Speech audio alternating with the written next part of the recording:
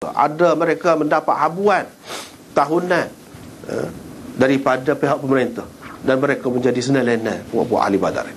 Semua sahabat-sahabat jaga ahli Badar, tahu mereka adalah orang yang istimewa. Satu lebih dianya, wa huwa ahadun nuqaba lailatul aqabah. Dia ni pula salah seorang naqib pada malam Aqabah. Salah seorang wakil ketua pada malam Aqabah yang berjanji berbaiat dengan Nabi sallallahu alaihi wasallam untuk hidup dan mati kerana Islam, untuk membela Rasulullah sallallahu alaihi wasallam sampai ke titisan darah yang terakhirlah, kita kata. Dia salah seorang Ubadah ni, salah seorang daripadanya. Jadi maknanya orang yang penting. Malam Aqabah ni ketika Nabi sallallahu alaihi wasallam belum pergi hijrah lagi. Berjanji dah kan, kalau kita belajar sirah ke apa, jumpalah tu waktu tu. Sebelum pergi ke Madinah, orang lain tak saya terima belaka. Tak saya terima. Nabi sallallahu alaihi wasallam tak sambut baik. Nabi sallallahu alaihi wasallam pada ketika musim haji kumpulkan puak-puak ni. Mula-mula 9 orang. Lepas pada tu 12 orang.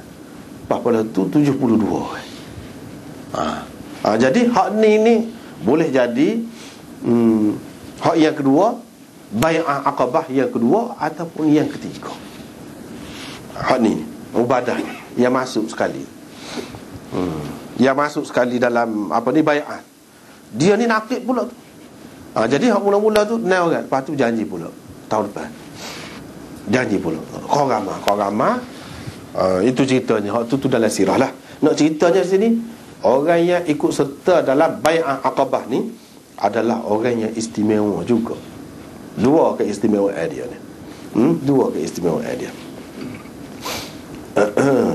Di kalangan sahabat dulu dia tak ada, sebab kita kata ni gelar-gelaran yang diberikan oleh kerajaan kepada orang-orang yang berjasa, orang-orang yang banyak sumbangan dia kepada tanah air. Dia builah gelaran kau tu, gelaran kau ni, kita kata tak ada pada masa tu.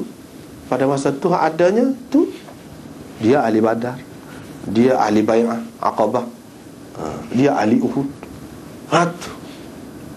Disebut itu kelebihan dia. Sebelum nama dia tu disebut gitu. Ketika perlulah.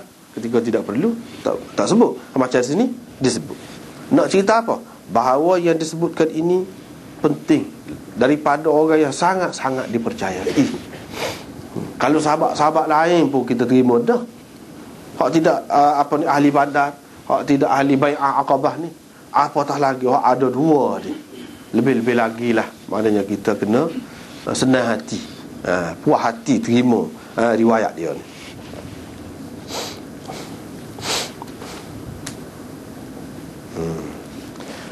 Dia kata Rasulullah sallallahu alaihi wasallam bersabda ketika beberapa orang sahabatnya berada di sekelilingnya, kamu berbaiatlah denganku.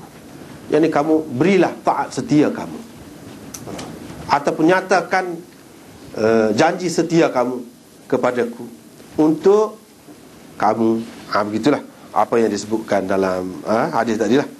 Jangan syirik. Sama-sama kalau kita tengok pesanan Nabi sallallahu alaihi wasallam, supaya juga dalam Quran dia tekan syirik semua dulu. Hak tu kena jauh, kena jaga.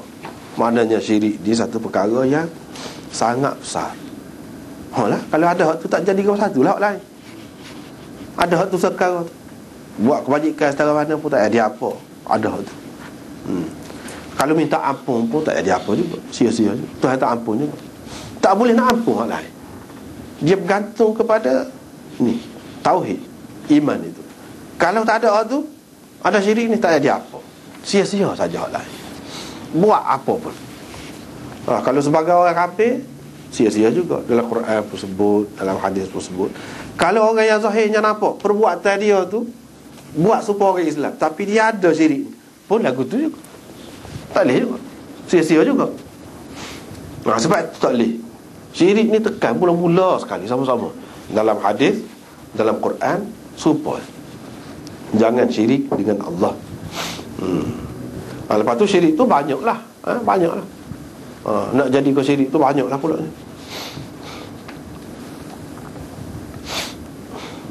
Wala tasriqu, jangan mencuri, jangan berzina, jangan membunuh anak-anak kamu.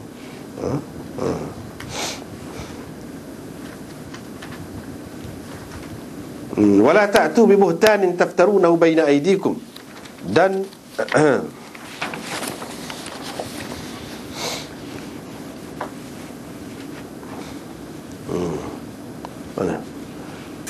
tidak akan membunuh anak-anak kamu, tidak akan mengada-ngadakan sesuatu secara dusta dengan penuh kesedaran. Itu salah satu makna dia lah. Salah satu makna dia. Dalam menguraikan hadis ini, banyaklah pensyarah-pensyarah hadis bagi makna lain lagi. Apa maknanya? Kita mengada-ngadakan sesuatu secara dusta dengan penuh kesedaran. Kita tahu benda ni tak betul, kita buat juga. Kita tahu benda ni salah, kita buat juga. Itu dosa besar. Tak boleh. Dalam apa bentuk sekalipun. Dalam apa bentuk sekalipun. Walaupun kita kata, misalnya, mungkin setengah-setengah orang kan, dia kata untuk kebaikan, dia royak tu pun, puasa bulan Rejab ni ada kelebihan, kerana bulan tu sendiri tu ada kelebihan. Misalnya puasa bulan Syaban tu pun ada kelebihan, puasa 3 bulan betul-betul lah ada kelebihan. Dia kata maksud kita molek, maksud kita. Katakanlah disebut oleh orang tu begitu, dia tahu sebenarnya. Katakanlah kalau dia tahu, sebenarnya tak ada dalam hadis Nabi SAW yang sebut dia dengan terang, yang sahih, menyatakan kelebihan tadi. Tak ada. Tapi dia kata kita ayat ni nak suruh orang jadi baik, tak jadilah. Boleh dosa juga. Sebab apa? Orang panggil mengada-ngada ni sesuatu yang tidak ada dalam agama secara dusta. Tak boleh.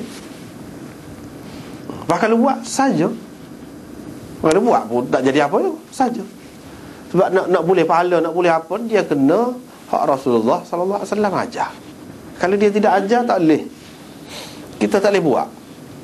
Terutama dalam perkara ibadat, tak boleh main-main. Kena buat sepuluh dia raya lah. Sepuluh dia raya. Tak boleh main-main. Itu salah satulah. Dusta juga orang panggil tu, dusta juga. Walaupun dengan maksud baik, tak boleh. Kita tak boleh kata baik. Sebab apa? Mungkin hak kita kata baik tu sebenarnya tidak baik. Kita yang berasa baik. Sebab sahabat-sahabat dia berasa ada ketika Nabi SAW puasa betul-betul, dia pun nak buat lagu tu kata. Nabi SAW bangun tengah malam semayang, dia pun kata tak saya tidur tengah malam dah kita. Setara Rasulullah, dia diampunkan dosa dulu, kemudian tu pun ibadat lagi tengah malam. Setara dia pun dia puasa lagu tu. Bila Nabi SAW tahu, dia panggil. Dia apa dia ni cerita ni kamu. Sahabat-sahabat tu kata gitu. Nabi SAW tak bagi, tak bui. Dia buat lagu tu, tak bui.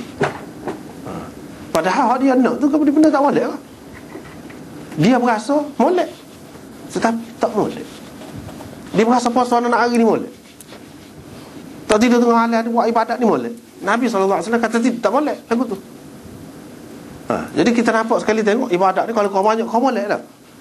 Kalau kena mengikut sunnah. Kalau tak kena mengikut sunnah, tak molek. Walaupun banyak, semata-mata dari segi bilangan banyak, tak ada apa. Dan orang yang buat tu, kalau dia sedar, dosa besar.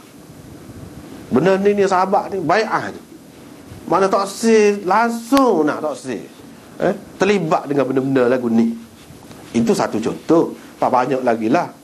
Kalau dusta kita, orang itu tidak salah, kita jadi saksi. Kita kata dia salah, dia bunuh orang, padahal dia tidak bunuh. Siapa dia kena bunuh? Kita tahu dia tidak bunuh. Itu pun termasuk ni.